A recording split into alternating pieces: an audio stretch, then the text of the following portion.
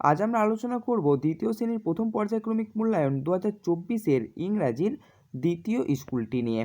তো এখানে প্রথমে প্রশ্ন উত্তর বলেছে, দেখো, টিক দ্য কারেক্ট অল্টারনেটিভ, অর্থাৎ সঠিক শব্দটিকে বা সঠিক উত্তরটিকে চয়ন করতে বলা হয়েছে। প্রথম প্রশ্ন, the first month of the year is January, অর্থাৎ বছরের প্রথম মাসটি হচ্ছে জানুয়ারি। এরপরে প্রশ্ন, the last season in West Bengal is কী হবে? স্প্রিং, অর্থাৎ পশ্চিমবঙ্গের শেষ ঋতুটি হচ্ছে স্প্রিং, অর্থাৎ বসন্তকাল। এরপর ইউ হ্যাভ টু পেন্স, এখানে টু বলেছে দেখো, অর্থাৎ একের বেশি, তাই এখানে কী হবে? পেন্স হয়ে যাবে। এরপর আছে I eat an apple everyday, দেখো আপেলের এ হচ্ছে ভাওয়েল, তাই কী হবে? ভাওয়েলের আগে সবসময় কী বসে? অ্যান বসে, তাই এখানে আমরা অ্যানটিকে টিক চিহ্ন দিয়ে দেবো। নেক্সট প্রশ্ন আছে, দেখো, fill in the gaps correctly, এখানে হেল্প বক্সের সাহায্য নিয়ে কী করতে হবে? আমাদের শূন্যস্থানগুলি ঠিকভাবে পূরণ করতে হবে। আই ক্ল্যাপ মাই হ্যান্ডস, আমি আমার হাতের সাহায্যে হাততালি দিই। এরপর আই নড মাই হেড, আমি মাথাটি এদিক ওদিক নাড়াই।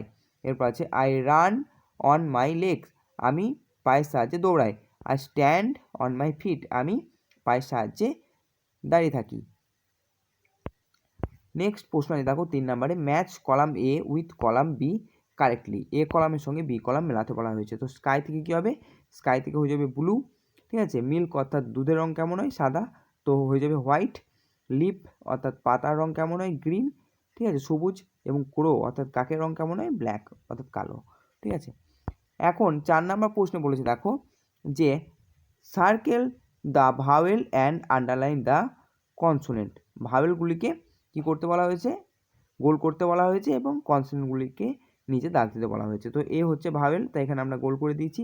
বি কনসোনেন্ট, তাই নিচে দাগ দিয়ে দিয়েছি। E vowel, F consonant, I vowel, J consonant, O vowel, P consonant, U vowel এবং ভি হচ্ছে কনসোনেন্ট। 5 নম্বর প্রশ্ন আছে, write two words with semi vowels, তো সেমি ভাওয়েল কয়টি আছে? দুটি আছে, ডাব্লু এবং ওয়াই। তো ডাব্লু দিয়ে একটা ওয়ার্ড লিখেছি আমি ওয়েস্ট, এবং ওয়াই দিয়ে লিখেছি ইয়েস, ঠিক আছে।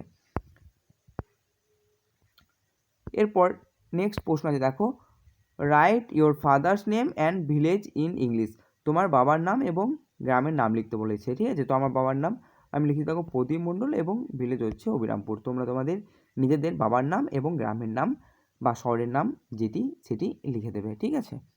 তো এই ছিল আমাদের 2 নম্বর স্কুলের প্রশ্ন উত্তর।